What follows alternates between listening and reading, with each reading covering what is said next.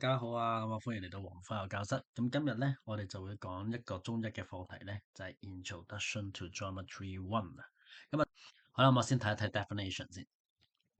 咁其實點咧就真係好簡單嘅啫。佢就話啦，咁咧點咧其實咧就係冇任何嘅尺寸嘅，佢只係話俾你聽一個 exact location 嘅啫，即係總之有一點喺度。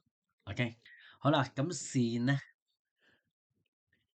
咧就係乜嘢嚟嘅咧？佢就話啦，啊 strict one-dimensional figure having no thickness and extending infinitely in both directions。好啦，嗱呢一個線咧就係咁解嘅。第一樣嘢佢係 strict 嘅，OK 嗱呢個重要啊 strict 嘅。第二樣嘢咧就係佢可以 extend infinitely 喎，OK 即係話咩意思咧？無限延長嘅喎。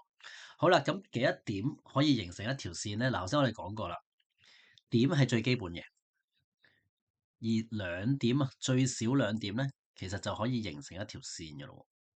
只要我哋攞把間尺 join 呢兩點咧，其實佢就係一條線嚟嘅。最少兩點可以形成嘅。咁係咪代表一條線裏邊得兩點咧？又唔係嘅喎。嗱，佢最少兩點嘅咋。但係其實喺呢條線上面咧，佢係由好多無數嘅點咧去形成出嚟嘅喎。咁點解要講冇盡頭咧？因為佢跟住下邊就會有一條我哋會考試成日見嘅 line segment。好啦，嗱 line segment 咧同 line 咧就有啲唔同啦。Line segment 咧 is a part of a straight line。嗱，佢只係 a part of the straight line，就即係好似如果呢一條線咁樣樣咧，呢兩個交叉嘅呢一段就係 line segment。OK，佢即係 a part of 個 straight line 嘅啫喎，而且佢係有一個嘅絕對嘅 endpoints，distinct endpoints。咁呢兩點咧，我哋就叫做 endpoint 啦，大交叉。咁呢一點咧，我哋可以叫做 AB 啦。咁呢條 line segment 咧就係 AB 啦。OK，咁咧佢係一條咧係 fix 咗嘅長度噶啦，可以量度嘅線啦嘅長度啦。咁啊唔似一條線喎，唔似就咁一條線喎。線咧係可以無限延長嘅喎，extend infinitely 喎。咁但係 line segment 咧就唔得嘅。咁咧佢咧就係有一個長度喺度嘅。OK，咁所以搞清楚啦。咁但係 line 同埋 line segment 咧，其實都係講緊 straight line 嘅喎，記住。咁如果曲線咁點講啊？咁如果係曲線嘅話咧？曲線嘅話咧，我哋就叫佢做 curve 嘅。好啦，跟住我哋講面啦。嗱，咁咩叫面咧？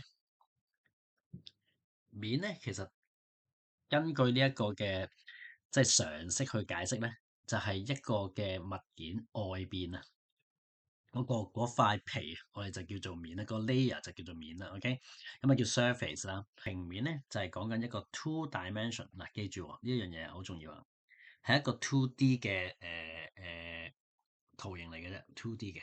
OK，two dimensional 嘅啫。OK，而且咧佢係平嘅 flat surface 嘅。OK，得唔得？咁亦好啦。咁呢個就係點線面啦。咁啊講多樣嘢啦，最少幾多點先可以做到一個面咧？嗱，最細嘅平面咧就係3點，就係三角形。所以三角形咧都係一個平面嚟啦，最少噶啦，兩點做唔到個平面嘅喎。OK，咁所以有人哋問啊，喂，咁幾多點先可以做到平面啊？3點。幾多條線？幾多條 line segment 先可以做到平面啊？3條。見唔見啊？最細嘅啦，呢個係。OK，咁呢度講一講啦。嗱，呢個叫 triangle 啦。咁同樣咧，我哋可以叫做 polygon。所有多邊，所有呢啲咧平面我都可以叫 polygon 嘅。三角形啊、正方形啊、長方形啊、五邊形啊、六邊形，全部都可以叫 polygon 嘅。OK，好啦，跟住我哋講 angle 啦。嗱，angle 又點樣樣咧？嗱，angle 咧就小六嘅時候，其實頭先嗰啲幼稚都教咗噶啦。咁但係 angle 中一教嘅嘢同小六教嘅嘢其實 exactly 係一模一樣嘅喎，係冇分別嘅喎，基本上。好啦，咁所以咧就應該照道理咧，同學仔就應該好容易掌握嘅。咁但係我都講一講啦。咁咩叫 angle 咧？嗱，angle 咧就係用兩條線 two lines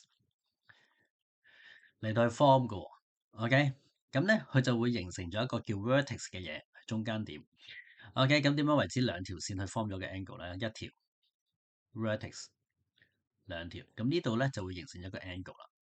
OK，好啦，咁 angle 咧有啲種類嘅，咁同學仔咧小六嘅時候已經學過噶啦。咁啊，左手邊呢個咧就係中文版啦。OK，咁你就要知道咩叫銳角啦。嗱，銳角咧就係0至90度嘅，即係大過0，細過90度嘅個 A。直角咧就係90度啦，呢個 exactly 90度啦。咁所以咧你直角一定要記得㗎，一定要記得。OK，鈍角咧就係大過90度，細過180度嘅。OK，你見到個角咧係大過90度嘅，90度喺度。OK，咁啊由細至大啊，銳角、直角、鈍角，咁呢個小三教嘅。OK，好啦，咁跟住小六啦，小六咧就會教埋平角，平角咧就係啱啱好咧兩條線啊，啱啱形成咗一條線。嗱，你唔好以為一條線嚟喎，係由兩條線形成咗一條線嘅喎。OK，咁只不過咧，佢呢個中間咧個 vertex 喺度，而兩條線咁啱係水平線咁解啫。咁呢個就叫平角，平角就係180度。OK，好啦，咁跟住過嚟嗰兩個咧就麻煩啲啦。隔離呢一個咧就叫做反角，反角嗱，反角咧就係要大過180度嘅，細過360度嘅，得唔得？OK，好啦，咁呢個就叫反角啦。最後呢個咧就叫做周角。嗱，呢個有好多個名嘅，中文我哋叫周角啦。咁一陣間會講啊，英文就有好多個名嘅。OK，咁中文就叫周角啦。好，咁所以你要認住咧，就係周角係360度，直角係90度，平角180度。跟住啦，就順次序啦。銳角係細過90度嘅，鈍角係要大過90度，細過180度。反角要大過180度，細過360度。好啦，咁英文點講咧？嗱，英文咧就睇翻呢度啦，acute angle 啦，就即係鈍角咧，又跟翻住個次序嘅。好啦，咁佢有埋呢一個啦，有埋呢一個，咁你可以抄低佢啦，cap 低佢啦，等等啦。個名咧就啱啱好係一個圓圈，就係360度。但係其實咧有好多個名嘅喎，full angle，唔同嘅書、唔同嘅國家都會有唔同嘅名嘅。咁所以咧，同學仔就記住啦，香港正常會用 round angle，OK？咁有啲地方就會用 full angle 啦，有啲地方就會用 complete angle 啦。咁所以好多個名嘅。咁中文就叫周角啊，OK？好，講完 angle 之後咧，就講三角形啦。咁啊，一個 angle 就有兩條線組成啦，三角形就有三條線組成。咁三條線組成都係得一個角嘅啫，係咪？照除嘅話，咁啊唔係嘅，因為三條線咧就有三個組合，一個組合、兩個組合、三個組合，所以咧佢同樣都有三個 angle 嘅。咁啊，triangle 咧就係 definition 係咩咧？triangle 咧就係三條線嘅 polygon 啦，嗱，見到係 polygon 嚟㗎。divided by three straight edges 啦，三條線啦，同埋三個 vertex 嘅，咁所以佢就有三個 angle。咁呢個好簡單啫，上幼稚園都知咩叫三角形啦，係咪？係啦，冇錯啦。咁但係今日咧，我哋會講一講佢分類啊。咁呢度咧就因為頭先嗰度咧已經講咗一啲中文名，咁我唔多講啦，我就係講佢 definition 嘅。嗱，如果考試會考嘅時候咧，就通常會問你啊，究竟呢個三角形係屬於邊一個種類？嗱，喺種類上邊咧，佢分成兩個大類嘅，一個就係 based on 佢嘅 angle。OK，咁我哋先講 angle 先，angle 喺度。好啦，咁呢一個 angle 如果係90度嘅話咧，咁啊好明顯啦，呢個就叫做 right angled triangle。嗱，呢個叫 right angled triangle，佢留咗個 angle 喺中間。OK，咁如果我哋要寫咧，就應該寫 right angled triangle。咁如果係中文叫咩啊？中文就叫直角三角形咯，有直角就叫直角三角形。OK，第二類。嗱，佢只係會得一隻角大過90度嘅啫，佢冇可能三隻角都大過90度嘅，因為三角形嘅內角和咧係等於180度，所以佢冇可能三隻角都係大過90度，亦都冇可能咧有兩隻角係90度嘅，佢只會得一隻角係90度嘅時候，其餘嗰兩隻一定係鈍，一定係銳角，一定細過90度嘅。OK，acute angle 嚟嘅。咁同樣道理啦，obtuse angle 就得一隻嘅啫，所以咧，如果嗰個三角形裏邊有一隻角係 obtuse angle，佢就係叫做 obtuse angled triangle。OK，咁如果三隻角都係細過90度嘅，我哋就叫 acute angled triangle 啦。咁呢啲 definition 嚟嘅啫，記住要背咗佢啊。好啦，跟住啦，隔離咧就係 based on 佢個邊長啦。咁如果三條邊都一樣咧，我哋就叫 equilateral triangle。中文叫咩啊？中文叫做等邊三角形。隔離啦，如果兩條邊一樣嘅話咧，呢個叫等腰三角形。好啦，三條邊都冇任何關係嘅話咧，呢個叫做不等邊三角形。OK，邊三角形咧，佢嘅角度一定係60度嘅。OK，冇第二個選擇㗎啦。OK，因為頭先我講過啦，三角形三隻角加埋一定係180度啊嘛。咁啊，呢一個我哋下一課會解釋一下嘅。OK，好，咁咧等邊三角形咧就係咁啦，三條邊一樣，三隻角60度。等腰咧就係其中兩條邊一樣，咁佢嘅 base angle 即係呢個底角，擲呢兩條邊下邊嗰兩隻角就會一樣嘅。OK 就會講一講啲題目點樣做喎。OK 好啦，我哋睇第一條啦。咁你就話啦，喂，以下邊一句句子係啱㗎？OK 好，咁啊睇翻啲選擇啦。第一個，佢話一個等邊三角形啊，an equilateral triangle 係咪一定係等腰嘅咧？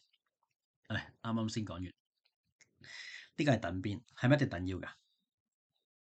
喂，一定啦，係咪啊？得唔得？嗱，你見到㗎，等邊三角形係必定等腰嘅喎，得唔得？好啦，咁但係調翻轉啦，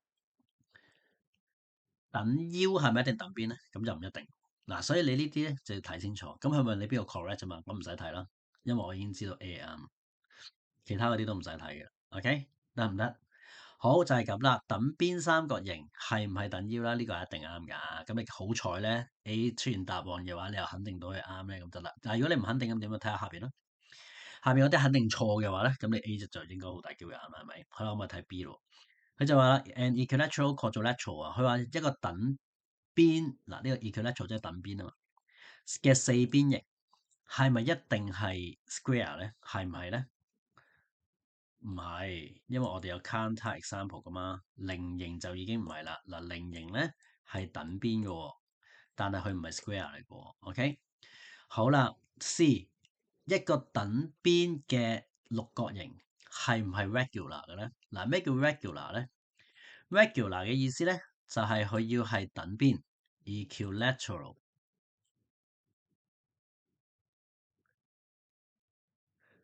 仲要係等角，咁就叫 regular 啦，equiangular。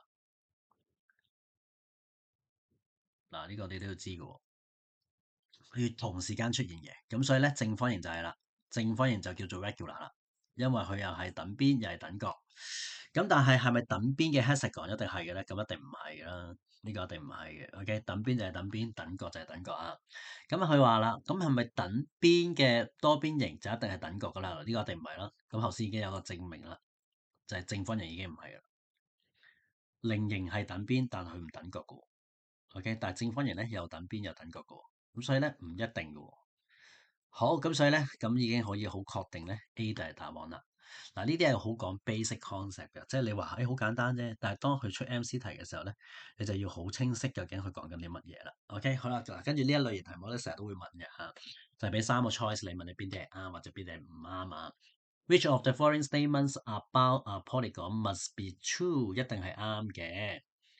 好啦，咁我哋又睇啦。第一個，佢話啊，polygon is a plane，即係如果係一個多邊形啦，如果係平嘅話咧，figure enclosed by more than three line，咦啱唔啱啊？more than three lines 喎，咁啊唔啱啦，因為頭先我講過啦，three line 已經係 polygon 啦。OK，咁所以呢個已經唔啱噶啦。得有一嗰啲可以打交叉噶啦，即係得翻 B 同 C 可以揀嘅啫。咁我睇下二啱唔啱咯。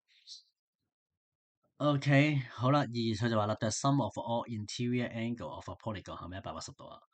唉，咁我哋好簡單啫，攞個正方形出嚟睇就知啦。正方形有四隻90度，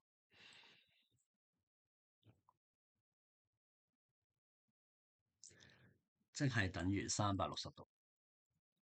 咁啊真係唔啱啦。嗱，已經有一個 counter 嘅 example 啦，所以二一定唔啱，所以答案唔使睇，一定係 B。我又睇咯。佢話 the sum of an angle and its refract angle is always 乜嘢咧？好啦，嗱，首先咧，你一定要知道咩叫做refract angle 啦，同埋 is refract angle 啦。好啦，嗱，我求其講一個例子啦。呢度有一隻角叫 A，佢嘅 refract angle 咧就係呢隻 B，OK 係有關係嘅喎。而佢哋咧加埋咧一定係一個圓圈嘅，所以咧我哋就要知道邊個係一個360度嘅名啦。答案就係 C。嗱，呢啲咧，如果你識得嗰啲名咧就好快嘅啫。咩叫 refract angle？咩叫 round angle？如果你唔識嗰啲名咧，咁就唔做唔到噶啦。OK，咁所以同學仔一定要背啊。好啦，最後啦，三分之一隻嘅 strict angle 係乜嘢咧？嗱，三分之一 of 乜乜乜咧？呢個一定係乘法嚟嘅，咁我講過啦。所以你一定要知道咩叫 strict angle。strict angle 180度，所以180度乘以1/3，答案就係60度，咁啊完。好，咁我今日講嘅嘢就嚟到度啦，希望幫到大家啊。咁如果大家覺得我嘅片可以幫到大家嘅話咧，就不妨可以 follow 我嘅 IG 啦、Facebook 啦，甚至乎可以咧直接 WhatsApp 我了解我哋嘅課程。好，我哋有機會再見，拜拜。